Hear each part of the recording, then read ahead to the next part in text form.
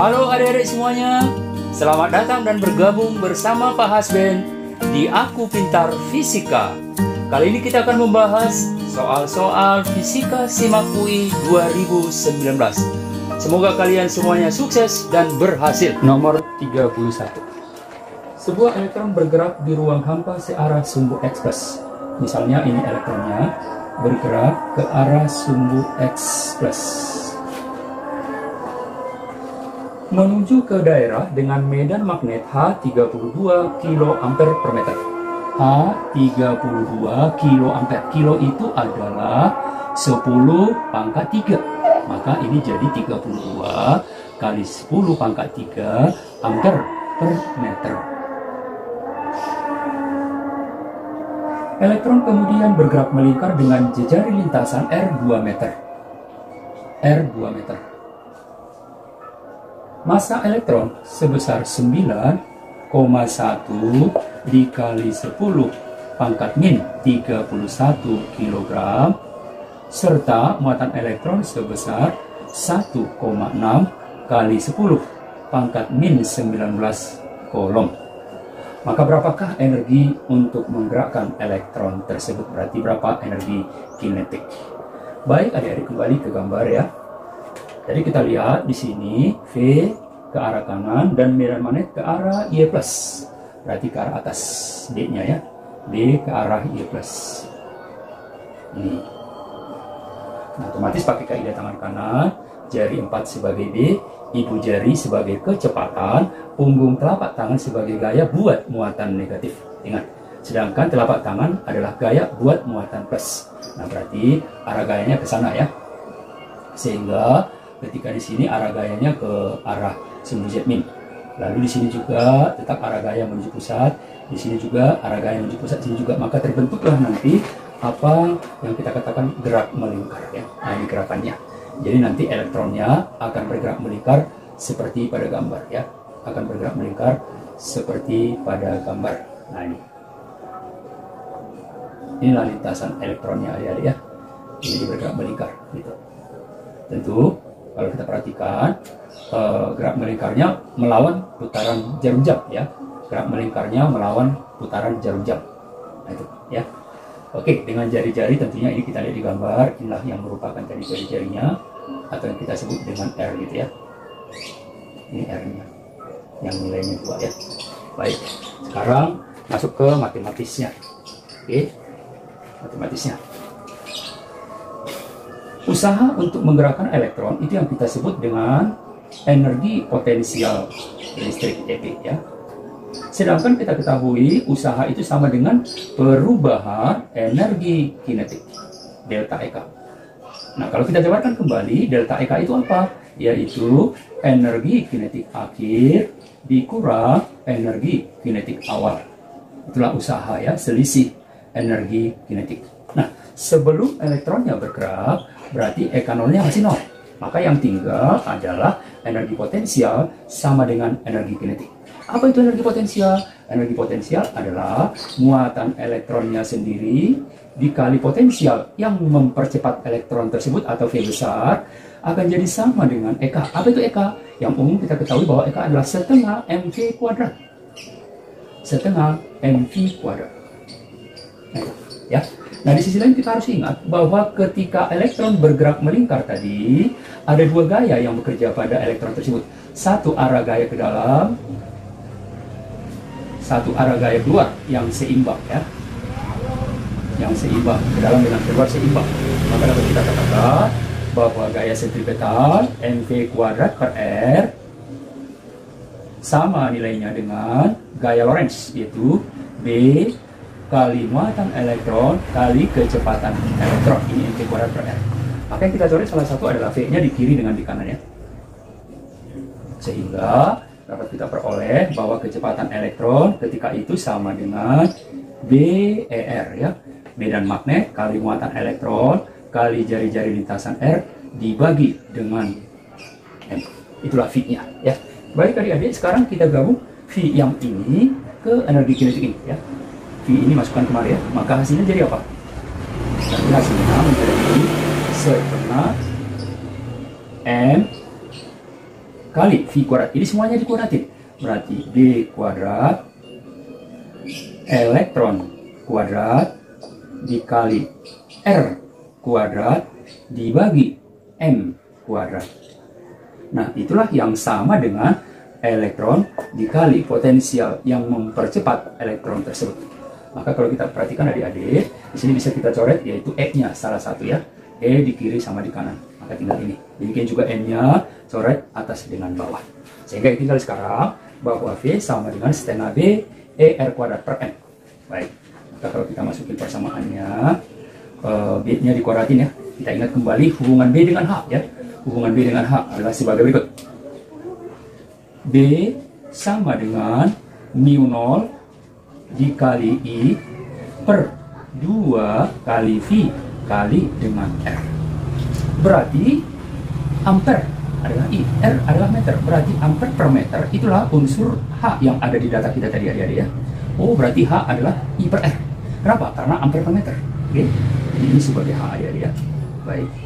Maka akan kita tuliskan di persamaan menjadi dalam kurung ya, dalam kurung mu 0 kali H per 2V kuadrat dikaliin lagi dengan E dikalikan lagi dengan R kuadrat dibagi 2 kali N.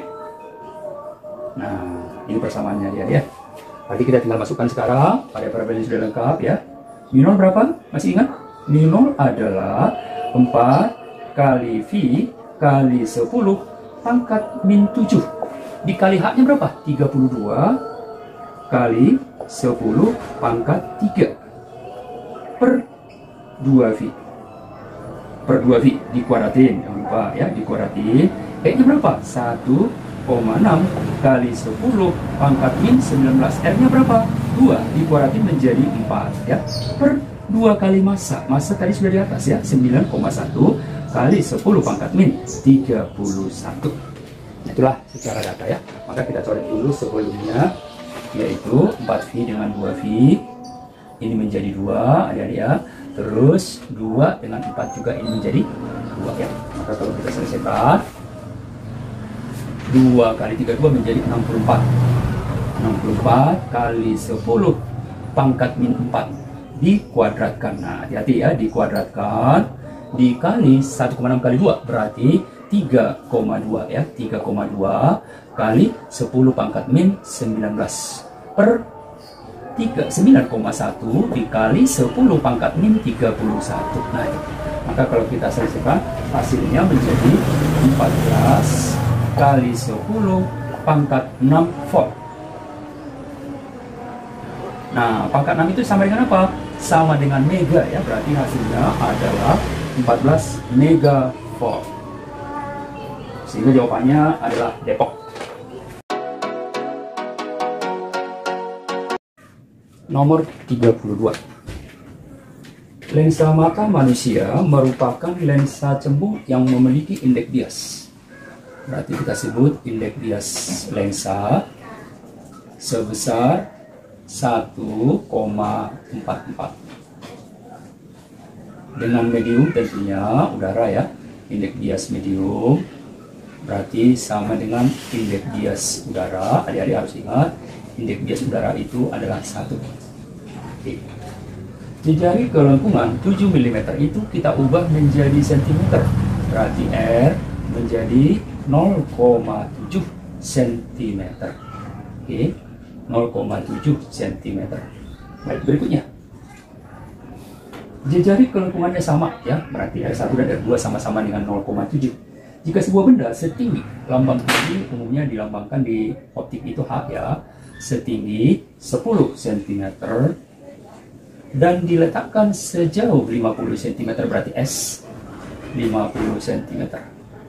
Nah, yang menjadi pertanyaan adalah bagaimanakah sifat bayangan yang terbentuk ya? Yang menjadi pertanyaan adalah bagaimana sifat bayangan yang terbentuk. Baiklah adik-adik, kita akan gunakan rumus matematis untuk sebuah lensa ya. Di mana rumusnya adalah sebagai berikut.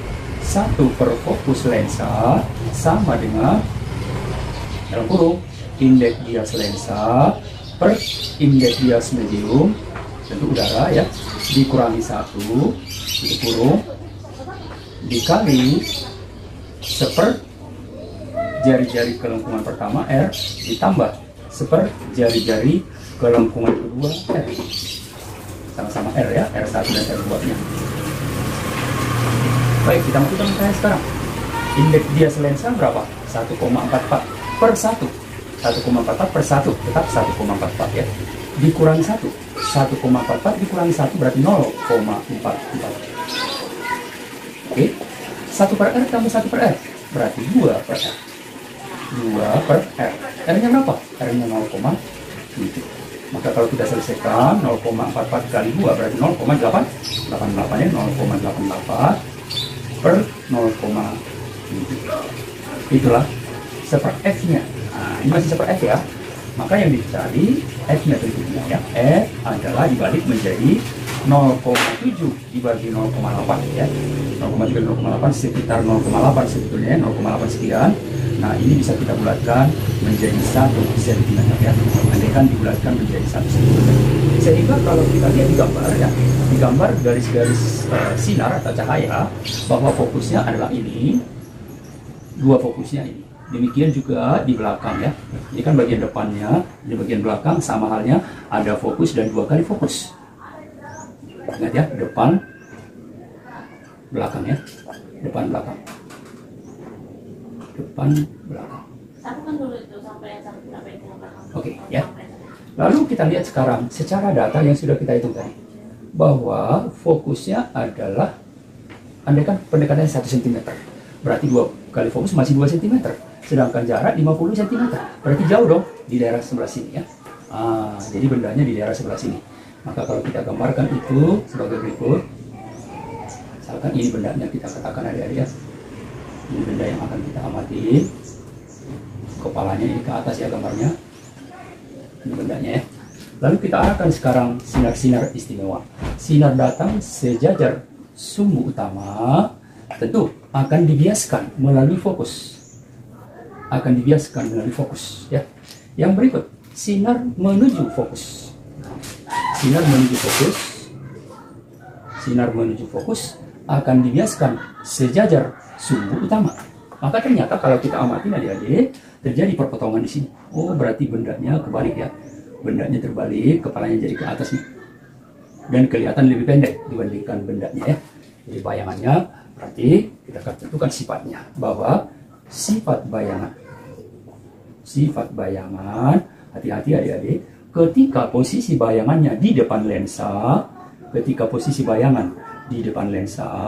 maka jangan sampai lupa bahwa sifatnya sudah pasti maya ya, pasti maya dan tegak. Nah, itu kalau posisi bayangannya ada di depan lensa. Nah, bagaimana kalau sebaliknya?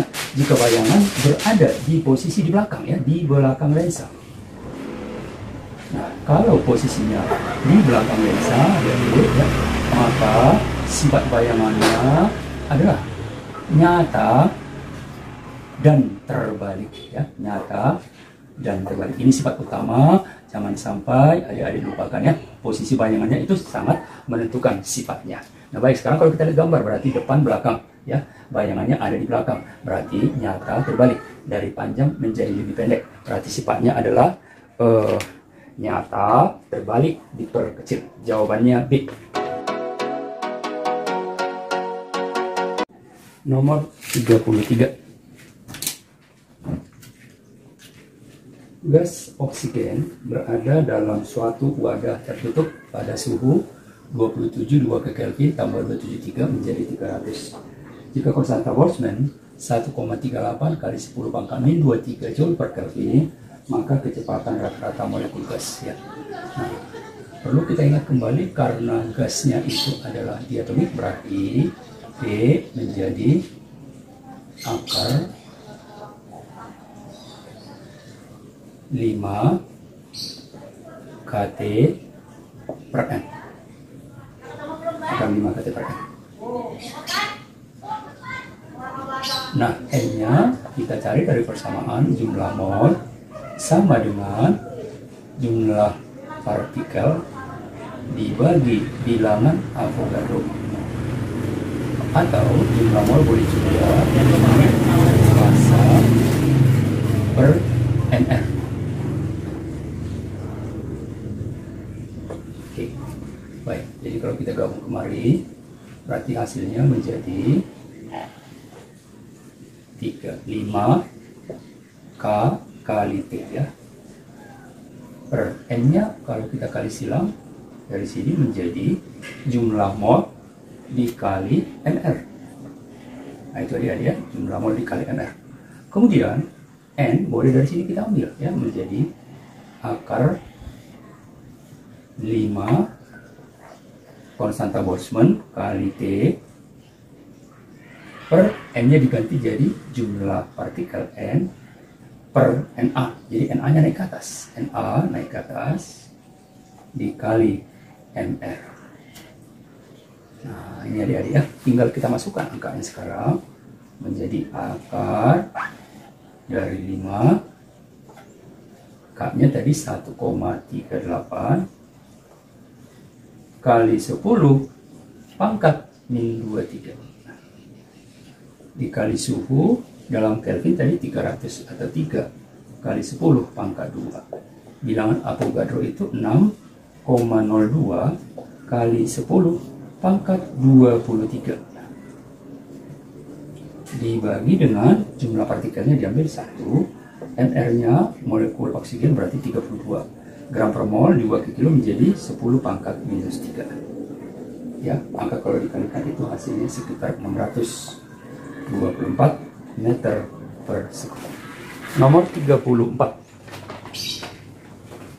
Gambar di atas adalah grafik intensitas I versus panjang gelombang lambda radiasi elektromagnetik dari benda yang memiliki emisivitas. Ingat adik-adik, emisivitas itu E sebesar 0,5. Diasumsikan semua foton yang diradiasikan memiliki panjang gelombang maksimum dan diketahui tau sebesar 5,67 kali 10 pangkat minus 8. 5,67 kali 10 pangkat negatif 8 dalam satuan internasional ya. Konstanta pergeseran Wien atau D itu sebesar 2,898 kali 10 pangkat minus 3 meter Kelvin.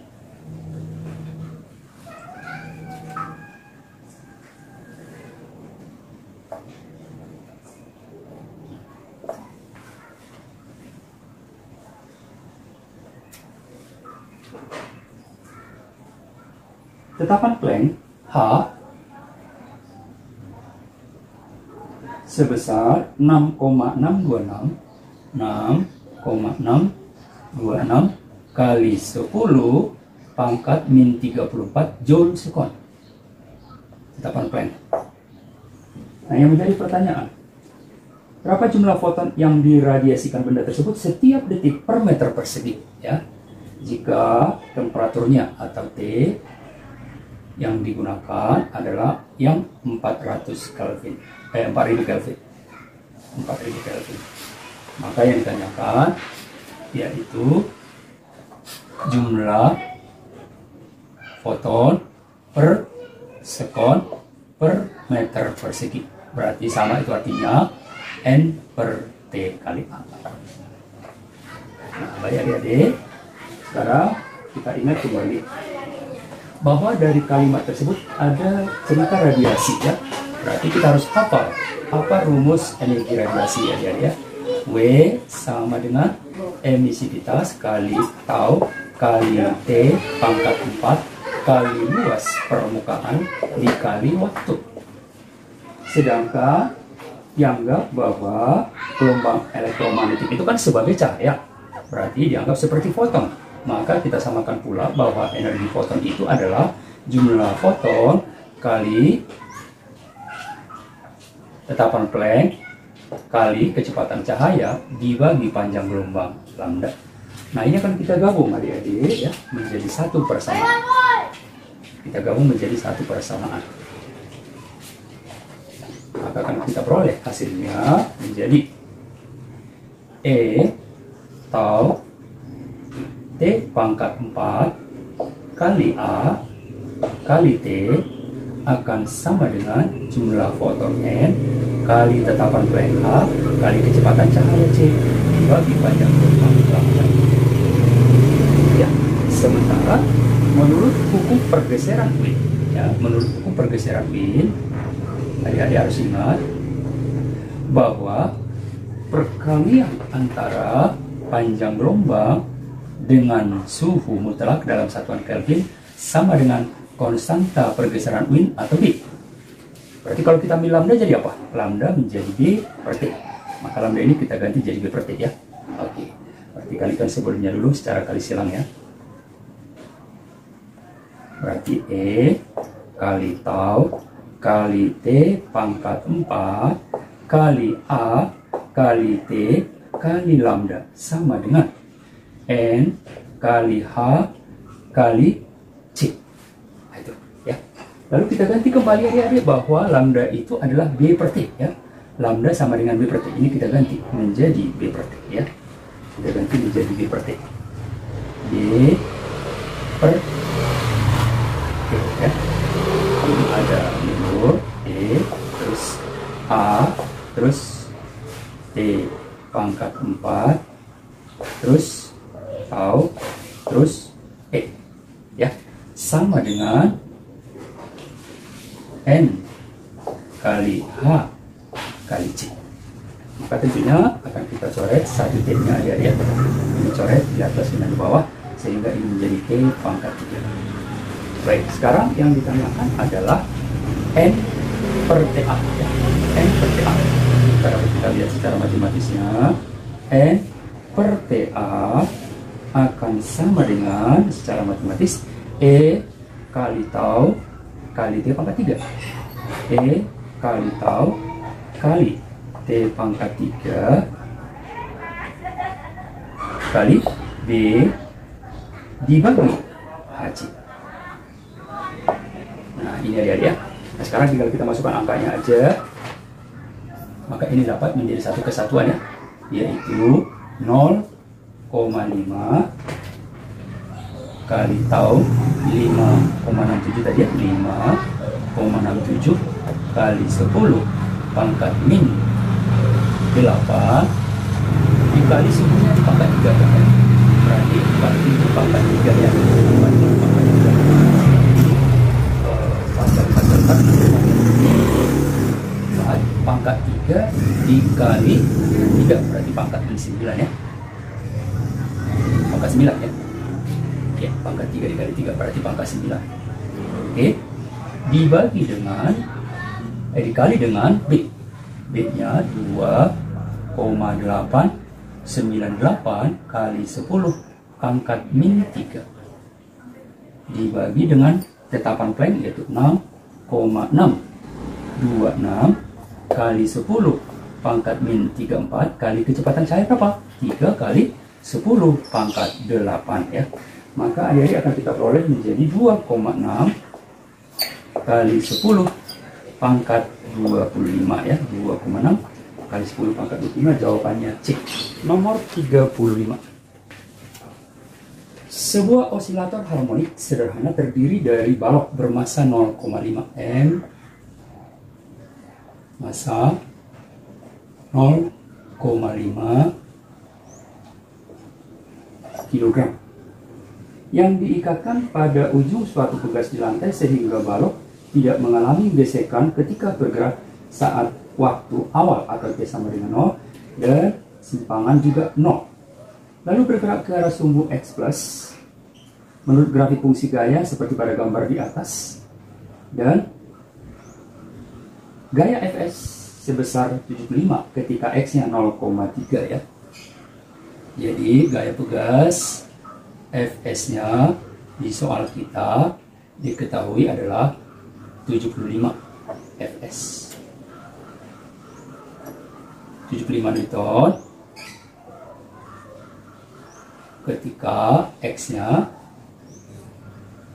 atau boleh kita katakan sekaligus ini sebagai amplitude atau simpangan terjauh sebesar 0,3 meter. Oke. Nah, yang menjadi pertanyaan, ketika simpangan 2/3 simpangan maksimum, ketika E sama dengan 2/3 simpangan maksimum, sama artinya 2/3 dari amplitudo, maka berapakah energi kinetiknya ketika itu? Ya, berarti ditanyakan EK.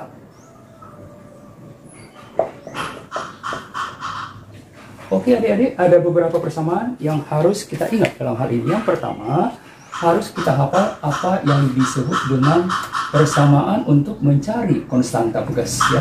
K sama dengan F per X. Ya, masukkan F-nya. F-nya sebesar 75, X-nya 0,3, berarti 753 sama dengan 250 Newton per meter.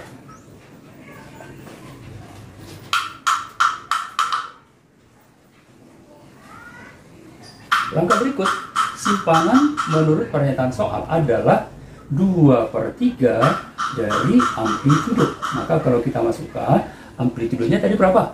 0,3. Oke.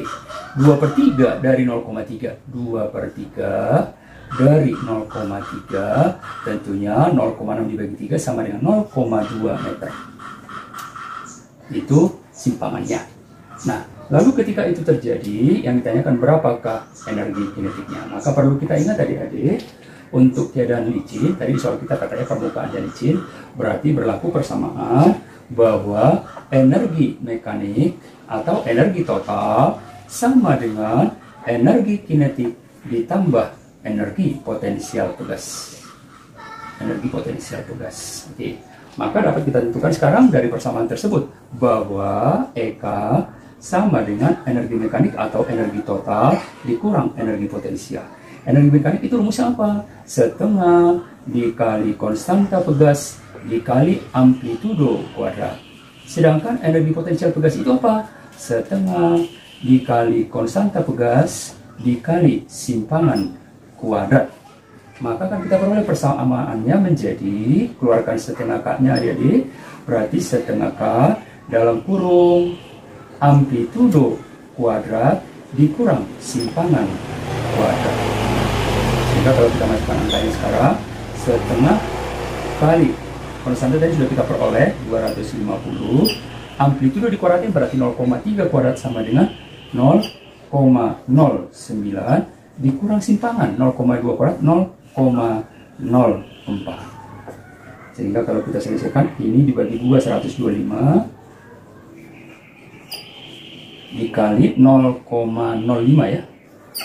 0,05 berarti 625 per 100 berarti 6,25 Joule. Maka jawabannya adik-adik adalah B.